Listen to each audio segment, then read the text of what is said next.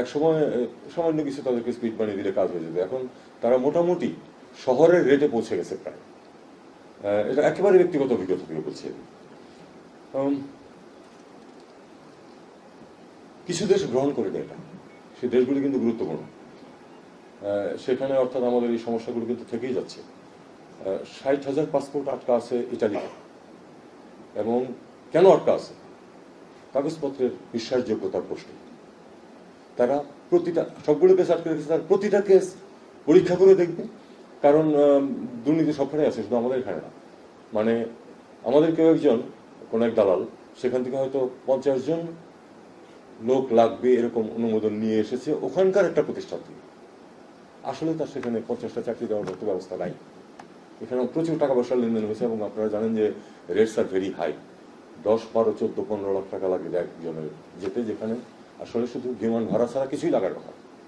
তো তার অংশ তারা পায়, তারা কাগজটা দিয়ে দেয়। কাজে এই যে কাগজের বিশ্বাসযোগ্যতার ক্ষেত্রে একটা বিরাট নতুন জিনিসটা হতে যাচ্ছে। কিন্তু আমাদেরকে দেখতে হবে যে যেই দেশগুলিতে গ্রহণ করছে না তাদের এখানে কিন্তু আমাদের সমস্যা প্রচুর রয়ে গেছে।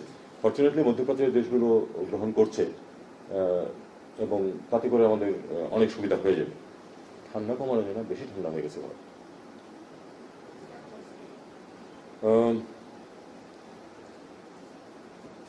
জসিম সাহেব একটা কথা যেটা বলেছে যে মিশনগুলোর সামনে ভিড়,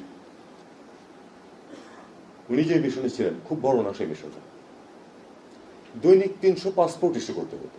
কিন্তু মিশন না, এটা তো একটা পাসপোর্ট অফিস।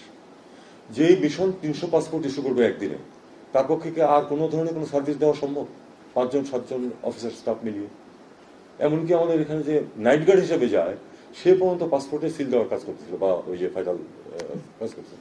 এটা হতে পারে না। এটার কোনো একটা বুদ্ধি বের করতে হবে। এবং একটা সিদ্ধান্ত হয়েছে যে সব জায়গাতে আসলেই ভিড় বেশি সেখানে লোক বল একটু বাড়ানো।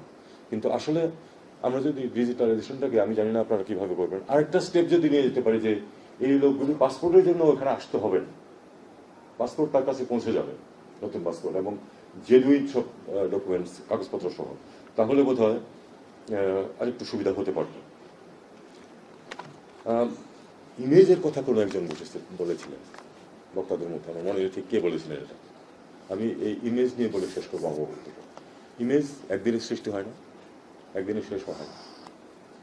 যখন এই যারা ভূমধ্যসাগর পাড়ি দিতে গিয়ে ডুবে মারা যায়, তাদের মধ্যে যখন আমাদের সংখ্যা সবচেয়ে বেশি হয়ে যায়, ইমেজ কিন্তু তখন আপনি ভালো ভালো কথা বলে রক্ষা করতে পারবেন।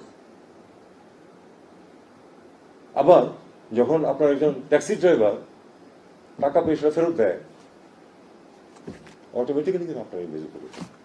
আপনার এমপি যখন দুর্নীতির দায়ে জেলে যায় আরেক দেশে গিয়ে, আপনার ইমেজ রক্ষা করা সেখানে খুব কঠিন।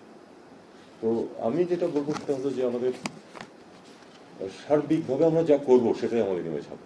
হুট করে একটা কিছু দেওয়া হবে না, কিন্তু ছোট ছোট পদক্ষেপ সেখানে আমাদেরকে নিয়ে যেতে পারে। আপনারা যে কাজটা করেছেন ছোট একটা পদক্ষেপ, এই একটা ক্ষেত্রে যদি কোনো ধরনের দুর্নীতি ছাড়া চমৎকারভাবে জিনিসটা পার হয়ে যায়, তাহলে দেখুন শুভেচ্ছা কিন্তু, সদিচ্ছা কিন্তু সবারই আছে। আমি পুলিশের কথা বলছি, পুলিশ ভেরিফিকেশন একসময় কিন্তু পুলিশ থেকে নিয়ে এসে আমাদের ফরেন মিনিস্ট্রিতে আসতে হতো। আমার জন্য তো কাজটা কঠিন না। আমি যদিও প্রাইভেট পার্সন তখন, কিন্তু পররাষ্ট্র সচিব ছিলাম, আমার সাথে যারা কাজ করেছে তারাই সবাই আছে, বললেই সময় তাড়াতাড়ি করে দেবে কাজ। কিন্তু আমি আমার মেয়ের জন্য পুলিশ ভেরিফিকেশন রিপোর্ট নিতে গিয়ে দেখলাম যে তারাই পররাষ্ট্র মন্ত্রণালয়ের সিস্টেমটা করাই নিয়ে গেছেন। তার মানে আগে যেটা সিস্টেম ছিল, আমি অনেক আগে কথা বলছি, তার থেকে ইমপ্রুভমেন্ট হচ্ছে।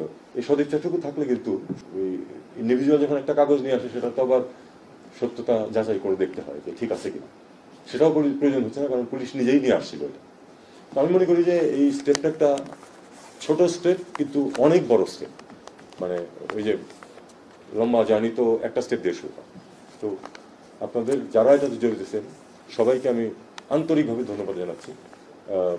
এবং আমি আশা করব যে বিভিন্ন ক্ষেত্রে আমরা এসব দিকে এগোবো, যাতে করে দুর্নীতির সুযোগ যাতে কমে যায়। দুর্নীতির সুযোগ যেখানে থাকে সেখানে দুর্নীতি দমন একেবারে সম্পূর্ণ বন্ধ করা খুবই কঠিন।